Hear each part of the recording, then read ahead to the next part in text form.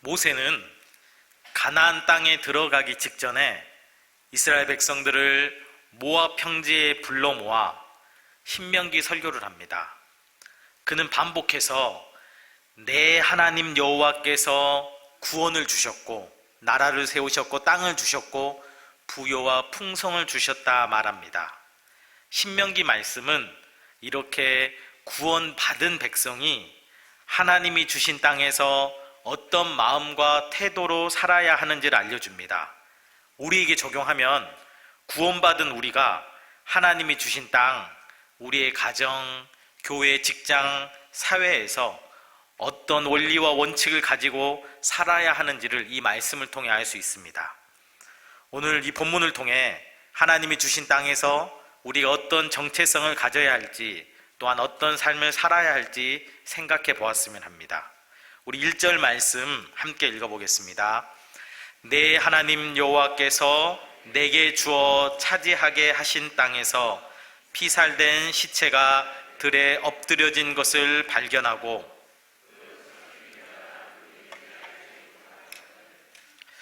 내 하나님 여호와께서 주신 그 땅에서 살인사건이 일어납니다. 살해 현장은 들로서 성읍에서 상당한 거리가 떨어진 곳이라 할 수 있습니다.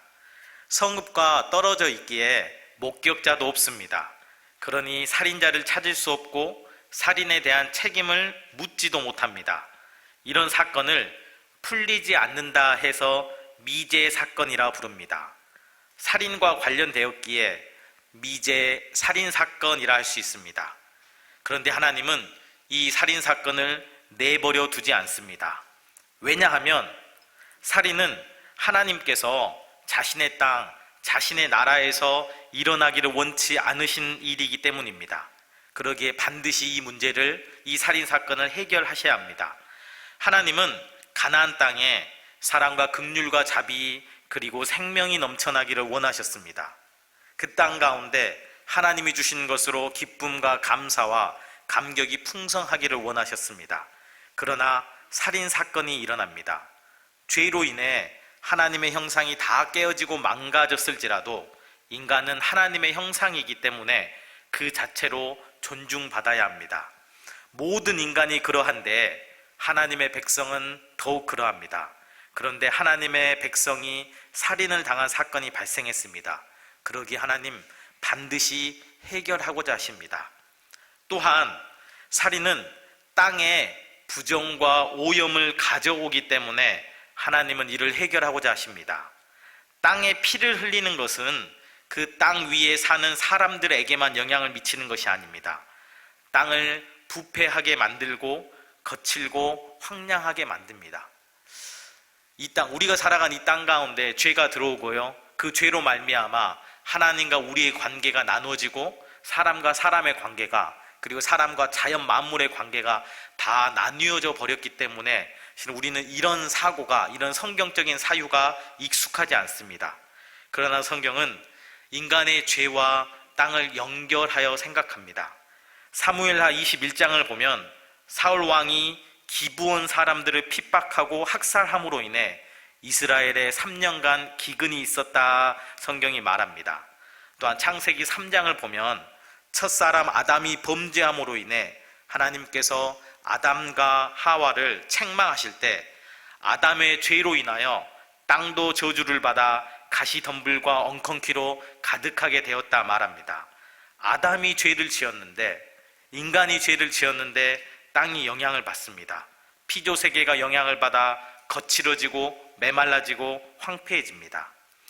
하나님이 주신 땅에서 하나님은 하나님의 백성들이 마음껏 생명을 누리고 땅의 풍족함과 부요한 그 소산들을 누리기를 원하셨습니다.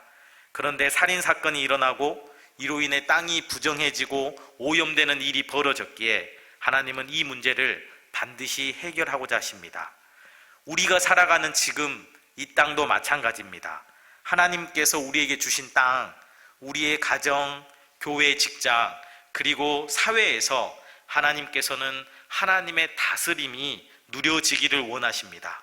생명과 기쁨과 부요함과 풍성함 같은 하나님 주시는 생명 형상을 맛보기를 원하십니다.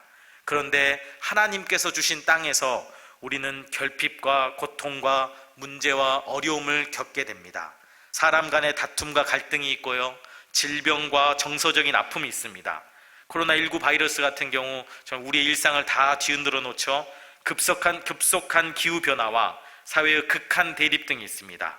하나님께서 미제 살인 사건을, 구약의 이 가나안 땅에서 벌어진 미제 살인 사건을 해결하고자 하신 것처럼 우리 인생의 수많은 문제와 어려움을 해결하고자 하십니다. 그러면 어떻게 하나님께서 해결하고자 하시는가? 먼저 우리가 구약 말씀, 이 신명기 말씀을 찾아봐야 되겠죠. 첫째로 하나님은 하나님의 사람들을 세우시는 것을 통해 이 문제를 해결하고자 하십니다. 미제 살인 사건의 해결을 위해 등장하는 사람들이 누굽니까? 우리 2절 말씀 함께 읽어보겠습니다. 너희의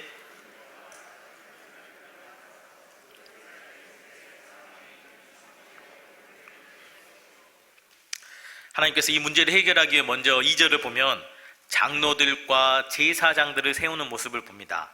재판장이죠. 재판장들을 세우시고요, 5절을 보면 5절 이렇게 얘기합니다. 레위 자손 제사장들도 그리로 갈지니 레위 자손 제사장들도 함께 세웁니다. 즉 장로와 이 미제 살인 사건을 해결하기 위해 하나님은 장로와 재판장과 제사장을 세우는 모습을 보게 됩니다. 당시 장로들은 덕망이 높고 연륜이 있는 사람들로 그 공동체를 대표하는 사람들이었습니다. 그 지역 사회의 지도자라고 할 수 있겠죠. 재판장들은 백성들 사이 민원과 분쟁을 해결하는 행정과 사법의 담당자였습니다. 이들은 천부장, 백부장, 50부장, 10부장 같은 직제를 가졌고 유사시에는 군대를 이끌기도 했습니다. 즉 이들은 사법과 행정과 이 국방의 지도자라 할 수 있습니다. 레위 자손 제사장들은 어떤 사람들인가요? 우리가 잘 아는 것처럼 종교 지도자들이었죠. 하나님은 이 살인의 문제, 땅의 오염의 문제, 하나님께서 이 가나안 땅 가운데 하나님의 사랑, 하나님의 은혜, 하나님의 생명을 넘치도록 그 땅 가운데 하나님 백성이 그런 하나님 주신 풍요와 부요를 맛보도록 하셨는데, 오히려 그 땅 가운데 살인의 문제, 땅의 오염 문제가 있자 이를 해결하기 위해 하나님의 사람들인 장로와 재판장들과 레위인 제사장들을 총 출동시키십니다. 우리가 살아가는 이 땅의 문제도 마찬가지입니다. 하나님이 구약의 문제를 해결하기 위해, 그 땅의 문제, 살인의 문제를 해결하기 위해 하나님의 사람들을 세우신 것처럼 우리가 살아가는 이 땅의 문제 해결하기 위해 하나님은 하나님의 사람들을 세우셔서 이 문제, 아픔, 결핍들을 해결하고자 하십니다. 로마서 8장을 보면 피조물이, 온 만물이 이제까지 탄식하며 고통을 겪고 있다 말합니다. 그들이 기대하는 것은 뭡니까? 그들이 고대하는 바는 하나님의 아들들, 하나님의 자녀들에 나타나는 것입니다. 피조물들이 썩어짐의 종로를 타고 있기 때문에 부패 가운데, 결핍 가운데, 그 한계와 연약함 가운데 고통을 당하고 있기 때문에 그곳에서 해방되어 하나님의 자녀들의 영광의 자유에 이르는 것, 하나님의 자녀들, 하나님의 사람들의 나타남을 고대하고 있다 성경이 말합니다. 피조물은, 자연 만물은 지금 하나님의 사람들, 예수 그리스도를 진실되게 믿는 우리의 등장을 기대하고 있습니다. 이 하나님의 사람들로 인해 자신들의 문제와 부패, 어려움과 한계 등을 극복할 수 있으리라 생각합니다. 피조물들은 지금 고통하며 탄식하는 것, 환경오염으로, 기후변화로, 미세먼지로, 극심한 황사 등으로 굳이 자연 만물로 국한할 필요가 없겠죠. 하나님께서 우리에게 주시는 땅, 우리의 가정과 이웃과 직장과 교회, 이 사회 등 그 수많은 문제들로 피조물들과 사람들이 아파하고 신음하고 있습니다. 가난과 질병과 외로움과 분노와 왕따와 소외와 인정받지 못함 등의 여러 문제들로 아파하고 신음하는 이들이 하나님의 사람들의 등장을, 우리의 등장을, 진실되게 예수를 믿는 성도들의 등장을 기대하고 있습니다.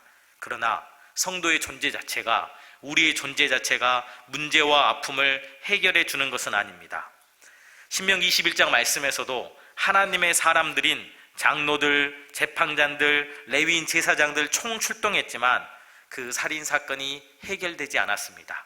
살인자를 찾을 수 없습니다. 살해 동기를 알 수가 없습니다. 아마 여러 날을 주변을 탐문하고 조사했겠죠. 피살자가 누군지, 어떤 성읍 사람인지, 그리고 살인당하던 날이나 근래에 무슨 일이 있었는지, 주변 사람들의 관계가 어떠했는지, 무슨 다툼이 있었는지 아무리 조사하고 조사해도 실마리조차 발견할 수 없습니다. 시간이 흐르고 이 살인사건은 미제 사건이 될 수밖에 없습니다. 이때 하나님께서는 어떤 방식으로 이 문제를 해결하십니까? 대속의 원리가 작동합니다. 하나님께서는 누군가로 대신 감당하고 책임지게 하심으로 이 문제를 해결하십니다. 우리 2절과 3절 말씀 한 번 더 읽어보겠습니다.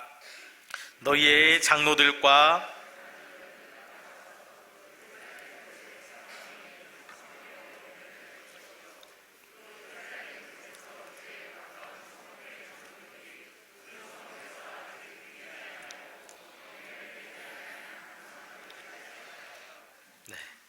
성경을 보니까 피살된 곳에서 거리를 재어 가장 가까운 성읍이 이 문제를 책임지도록 하고 있습니다.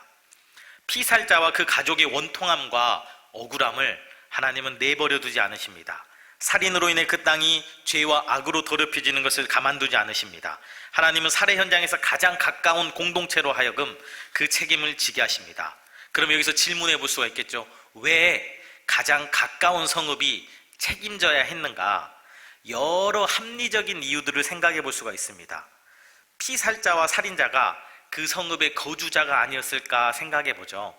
당시는 청동기 시대고요, 사람들의 활동 반경이 자신들의 주거지 근방을 넘어서지 못할 시대였습니다. 그러니 그 살인사건과 관련성이 가장 높은 곳이 가까운 성읍이 아닐까 생각해 볼 수 있습니다. 그러나 100% 확신할 수는 없겠죠. 그 성읍 사람이다, 가깝다고 해서 그것이 바로 필연적으로 100% 그 문제, 그곳이 바로 살인자와 또는 피살자가 사는 곳이라고 할 수가 없겠죠. 또한 이렇게도 생각해 볼 수가 있습니다. 이 살인사건으로 인해 가장 많은 영향을 받은 공동체지 않을까.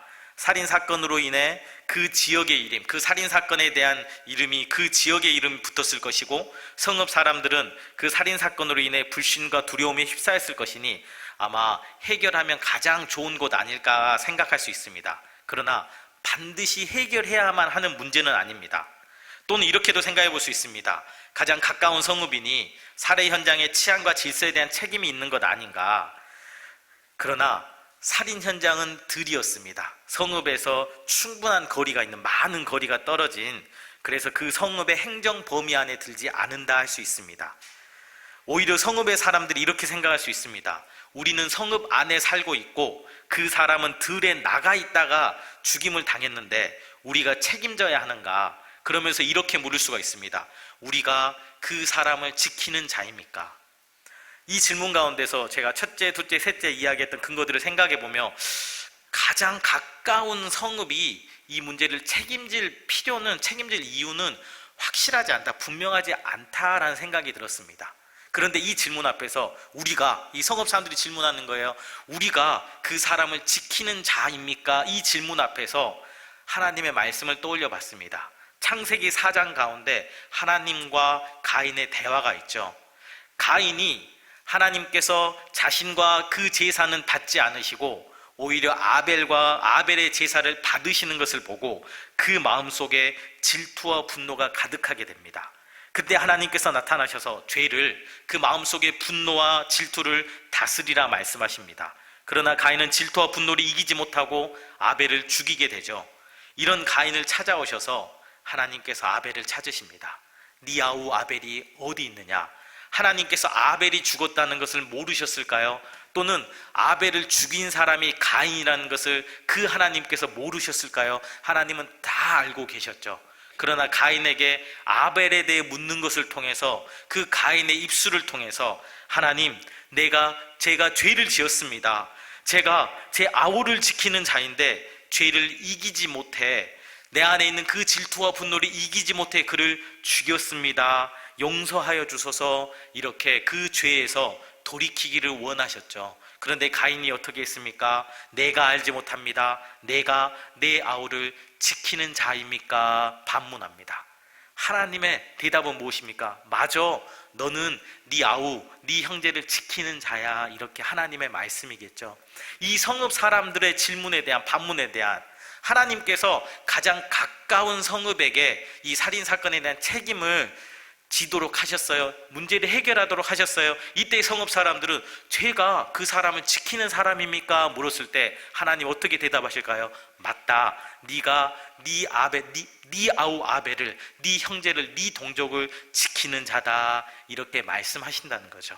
그 지역 공동체는 피살자를 지켜주고 돌봐주고 책임져주는, 함께 해줘야 되는 그 의무가 있었다는 거죠. 뿐만 아니라 이 성읍 사람들을 어떤 사람들입니까? 내 하나님 여호와께서 그들에게 구원을 주셨습니다. 자유를 주셨습니다. 땅을 주셨습니다. 그리고 그 땅에서 살아갈 모든 것을 주셨습니다. 그러면 살인사건으로 인해 땅이 오염되는 그 문제에 있어서, 왜냐하면 그들에게 주어진 모든 것이 하나님께서 주신 것이기에 그 하나님의 것으로 그 땅, 하나님께서 가슴 아파하는 그 문제를 해결해야 될 책임과 의무가 있다 할 수 있겠죠. 그래서 하나님은 가장 가까운 성읍으로, 아니 오히려 성경이 이렇게 얘기해도 타당하다라고 저는 생각해요. 거리를 재서 가장 먼 성읍으로 이 살인사건을 책임지게 하셨다. 또는 가장 중간 두 번째 성읍으로, 거리에서 두 번째 먼 성읍으로 또는 가까운 성읍으로 책임지게 하셨다. 즉 가깝고 멀고가 중요한 게 아니고 이 공동체가 자신의 형제를, 자신의 동족을 지켜야 될 책임이 있었다는 거고요. 그리고 그 지켜야 될 책임과 의무를 하나님께서 주신 모든 것으로 감당할 수 있었다는 거죠. 마찬가지로 이 땅의 문제들에 대해 만물은, 이 땅은 하나님의 사람들의 등장을 고대합니다. 그런데 우리는 어떻게 질문하나요?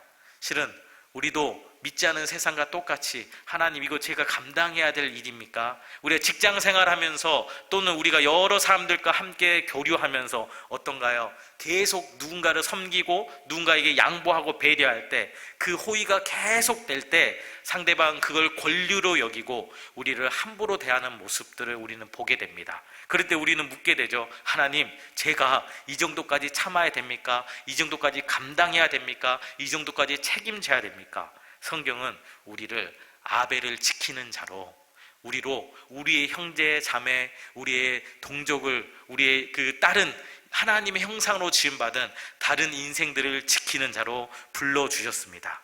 또한 하나님께서 우리에게 어떤가요? 이 구약의 이스라엘 공동체에게 구원을 주시고 자유를 주시고 생명을 주시고 땅을 주시고, 그리고 그 땅의 모든 소산을 풍성하게 주신 것처럼 우리에게 주어진 것, 우리의 시간, 우리의 건강, 우리의 열정, 우리의 마음, 우리의 관심, 우리의 모든 것, 우리 숨 쉬는 것, 우리 걷는 그 모든 것 어떤가요? 다 하나님의 것이죠. 하나님께서 주셨죠. 그러기에 하나님이 기뻐하시는 일을 위해 사용할 수 있다는 거죠.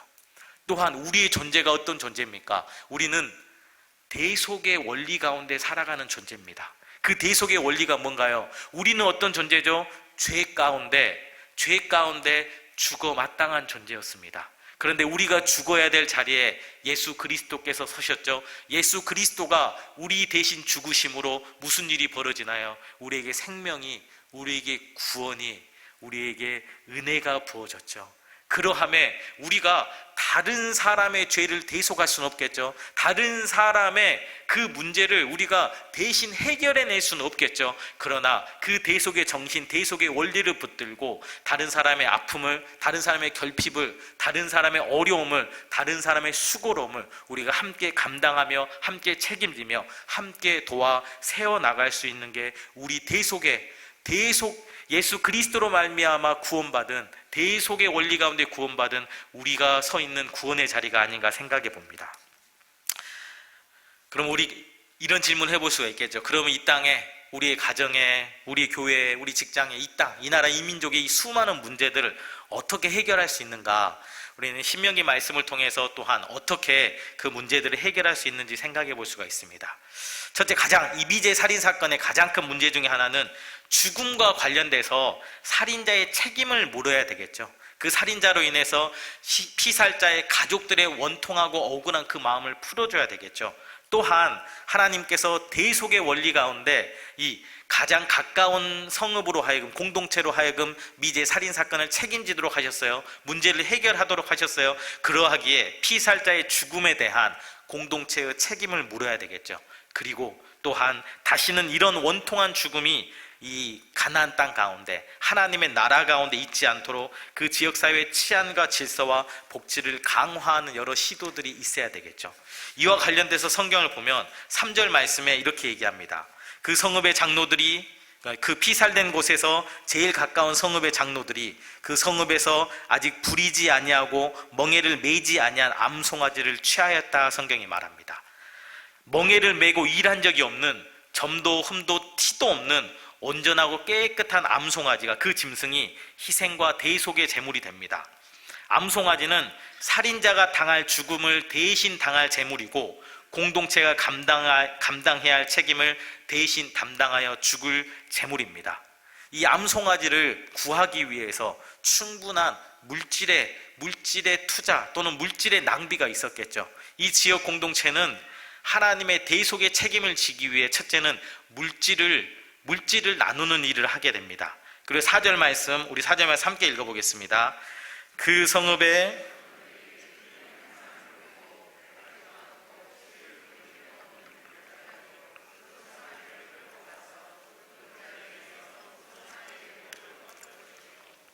송아지의 목을 꺾는 그 대속의 의식을 행할 때 어떤 장소에서 하라고 성경이 말하죠. 물이 항상 흐르고 갈지도 않고 씨를 뿌린 일도 없는 골짜기에서 이 일을 행하라 말합니다. 물이 항상 흐른다, 그리고 농사를 지어본 적이 없는 골짜기라고 얘기하는데, 가나안 땅은 어떤 곳인가요? 기후가 전반적으로 건조합니다. 그리고 우기와 건기가 분명하게 구분되어 있습니다. 그러기에 물이 항상 흐르는 곳은 찾기가 매우 어려웠을 것입니다. 또한 물이 있다 그러면, 물이 있으면, 물이 항상 흘러요 그러면 그 근처에서 분명히 농사를 지었겠죠. 즉 물이 있는데, 물이 항상 흐르는데 농사를 짓지 않는 곳은 정말 찾기 어려웠을 것입니다. 그런 장소를 찾기 위해서 어떨까요? 많은 시간을 허비하는 일이 있었겠죠. 먼저 이 문제를 해결하기 위해 뭘 했나요? 암송아지를 준비하는 물질의 허비가 있었고요. 그리고 적당한 장소를 찾기 위한 시간의 허비, 관심과 노력과 열정의 허비가 있었겠죠. 그리고 나서 무슨 일을 하죠? 이 암송아지의 목을 꺾는 장면이 나옵니다. 암송아지가 누군가를 대신해서 죽임을 당합니다. 그 죽음, 이 죽음의 자리에는 원래 누가 서야 합니까? 살인자가 서야 하는 거죠. 살인자가 자신의 죄에 대한 값으로 죽임을 당해야 하는데, 누군지 밝혀지지 않았기 때문에 임시로, 나중에 살인자가 밝혀지면 그 살인자가 죽임을 당해야 돼요. 임시로 암송아지가 대신 죽임을 당하였습니다. 이 대속의 죽음은 살인자와 그 관련자에게 명확한 내용을 알려주고 있습니다. 어떤 거냐? 암송아지가 이런 죽임을 당한 것처럼 살인자는, 그리고 그 관련자는 이렇게 죽임당할 것이다. 원래 흠없는 제물인 이 암송아지, 흠없는 제물은 피 흘려 죽임을 당해야 되고요, 피를 흘린 후에 불에 태워져 죽임을 당해야 됐습니다. 목을 꺾여 죽임을 당한 것은 부정한 동물과 관련된 낙타나 노새 같은 동물을 희생제물로 드릴 때 하는 행동이에요. 즉 부정한 살인자를 대신한 죽음이기 때문에 부정한 짐승인 노새가 죽임을 당하는 것처럼 이 암송아지는 목이 꺾여 죽임을 당합니다.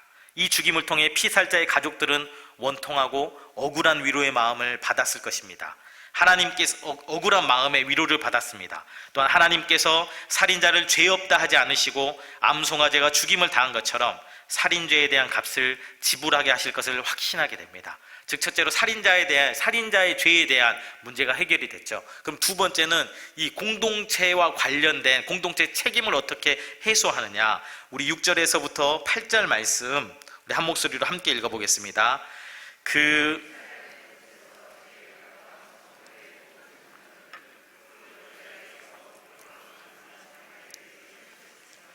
말하기를 우리의 손이 이 피를 흘리지 아니하였고 우리의 눈이 이것을 보지도 못하였나이다.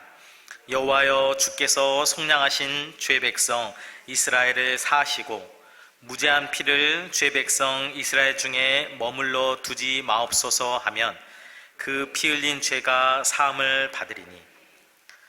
6절을 보면 이 죽임을 당한 암송아지 위에서 손을 씻는 장면이 나옵니다. 손을 씻는 것은 이 빌라도가 예수의 죽음 앞에서, 그 십자가의 죽음 앞에서 자신은 상관없다, 무죄하다는 것을 드러내기 위해 손을 씻는 장면이 나오죠. 마찬가지로 자신이 무죄하다, 이 죽음에, 이 살인에 상관이 없다라는 것을 이런 의식을 통해서 보여주는 거죠. 그리고 나서 7절 이렇게 얘기합니다. 우리의 손이 이 피를 흘리지 아니하였다. 우리의 눈이 이 살인을 목격하지 않았다. 이 죽음에 대해서 우리 성읍은 아무런 책임이 없다, 이렇게 선포합니다. 유대 랍비 문헌을 보면 다른 또 두 가지 문장이 덧붙여지는데요. 어떤 문장이냐면 이 피살자의 죽음과 관련해서 이 살인자의 굶주림으로 인해서 이 살인이 일어나지 않았다. 우리가 살인자를 굶주리게 하지 않았습니다. 이런 고백을 합니다. 즉 우리 공동체 가운데 이런 가난의 문제, 굶주림의 문제로 강도, 살인이 일어나지 않았다, 이렇게 얘기하고요. 네 번째로는 이런 얘기를 합니다. 이 피살자가 굶주린 것을 통해, 피살자의 굶주림 때문에 물건을 훔쳐 그 훔친 것의 결과로 죽임 당하지 않았습니다. 이런 고백을 해요. 즉 우리 공동체가 가난으로 인해 서로를 돌보지 못하는 문제로 인해서 이런 살인이 있지 않았습니다. 그렇게 스스로를 돌아보는 거죠. 이런 고백을 할 때 어떨까요? 내 손에 피가 묻지 않았습니다. 내 눈이 이 살인사건과 관련이 없습니다. 우리 공동체 가운데 가난과 결핍의 문제가 있어서 이런 살인사건이 일어난 것이 아닙니다. 이런 고백을 할 때는 스스로를 성찰하는 일이 벌어지겠죠. 우리 공동체의 문제가 뭘까? 혹시라도 우리 공동체에 알지 못하는 부지간에 이런 어려움, 가난, 결핍의 문제가 있어서 이런 거 발생한 것 아닌가, 스스로를 성찰한 후에 이렇게 선포하겠죠. 그리고 8절은 어떤 모습을 보인가요? 이제 마지막으로 기도를 합니다. 하나님, 우리의 죄를 용서하여 주옵소서. 이렇게 공동체, 이 가장 가까운 성읍은 실은 이 살인사건과 아무 관련이 없습니다. 아무 관련이 없음에도 불구하고 어떻게 보면 정해진 절차를 거쳐서 스스로를 성찰하고, 성찰하는 것을 통해 마지막으로 기도 가운데 하나님의 은혜를 구하는 것을 통해서 이 모든 책임을 감당하는 모습을 봅니다. 그리고 이제 그 문제가 해결되었죠. 이런 과정을 통해 살인사건이 일어났던 땅은 깨끗해졌고, 살인자는 정죄당했고, 피살자의 가족들은 위로받았으며 공동체는 책임을 해소하게 되었습니다. 하나님은 살인자가 밝혀지지 않은 이 살인사건을 그냥 덮어두지 않으십니다. 가장 가까운 성읍이 그 문제를 책임지게 하십니다.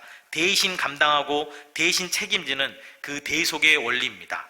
공동체는 이 대속의 원리를 통해 살인자에게 죽음을 선포하고 자신들의 책임을 해소하며 이후에는 그런 일이 그 땅 가운데 일어나지 않기를 결단합니다. 하나님은 이스라엘에게 주신 땅에 하나님의 사랑과 자비, 정의와 질서가 세워지길 원하셨습니다. 그러나 그 땅에 살인사건과 같은 문제와 아픔이 발생합니다. 살인자를 죽임으로 그 피 흘림의 값을 물어야 하는데 살인자가 밝혀지지 않습니다. 이 미제 살인사건 하나님 어떻게 해결하십니까? 공동체가, 하나님의 사람들이 책임지도록 하십니다. 왜 그러합니까? 그들은 자신의 동족을 지켜야 하는 책임 있는 자들이고, 또한 그들에게 주어진 모든 것, 땅과 시간과 물질과 풍성함, 그 모든 것은 하나님께서 주신 것이기 때문입니다. 그들은 이런 여러 과정을 통해서 자신의 물질을 드리고 시간을 드리고 자기 자신을 성찰하고 또한 하나님께 간구하는 이 모든 과정을 통해 미제 살인사건을 책임졌습니다. 하나님은 이러한 마음과 책임을 이 땅을 살아가는 우리에게 요구하십니다.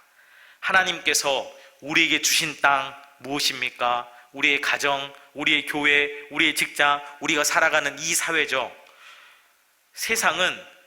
세상은 자기 눈에 보이고 자기 손에 잡히며 자신이 감당할 수 있는 것까지만 책임지면 된다 말합니다.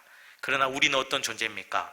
하나님께서 우리에게 이렇게 말씀하십니다. 내가 거룩하니 너희도 거룩하라.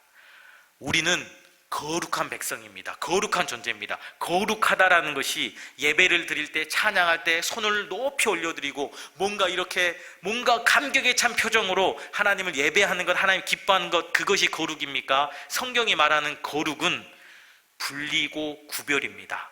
하나님의 백성으로서 세상과 다름과 구별 있는 그 모습이 거룩이죠. 세상은 자기 눈에 보이고 자기 손에 잡히고 자신의 이해관계 속에서 자신에게 유익이 되는 대로 마음을 쏟고 그렇게 인생을 살아갑니다. 그러나 우리는 어떤 존재입니까? 우리는 미제 살인 사건의 해결을 부름받은 공동체와 동일한 부르심을 받았습니다. 우리는 어떤 존재입니까? 아벨을 지키는 자로 부름을 받았습니다. 우리는 우리의 형제를 지키는 자로 부름을 받았다는 거죠. 그러기에 우리는 우리의 이웃의 아픔과 어려움과 문제들에 대해 돌보고 책임지고 함께하는 자리로 부름을 받았습니다. 또한 우리가 받은 구원의 자리는 어떤 자리입니까?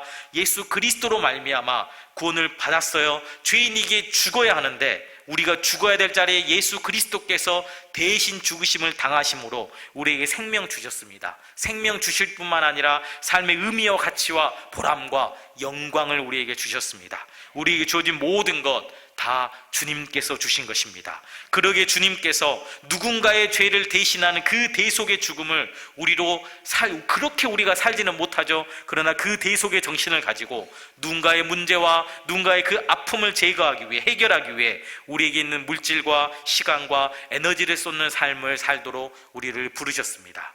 이런 우리에게 우리는 이 땅의 문제와 아픔과 어려움에 관심을 가져야 합니다. 공동체의 문제들, 우리 성도 서로서로의 경제적이고 육체적이고 정서적인 아픔과 어려움에, 특히 또 이 땅의 환경오염과 기후변화와 또한 비정규직과 북한 동포들의 문제 등에 우리는 관심을 가져야 합니다. 그 문제들을 나의 책임으로, 우리의 책임으로 여겨야 합니다. 그리고 우리의 시간과 물질과 에너지를 사용해서 그 여러 문제들 가운데 하나님의 사랑과 하나님의 정의가 이루어지는 삶을 살아야 합니다.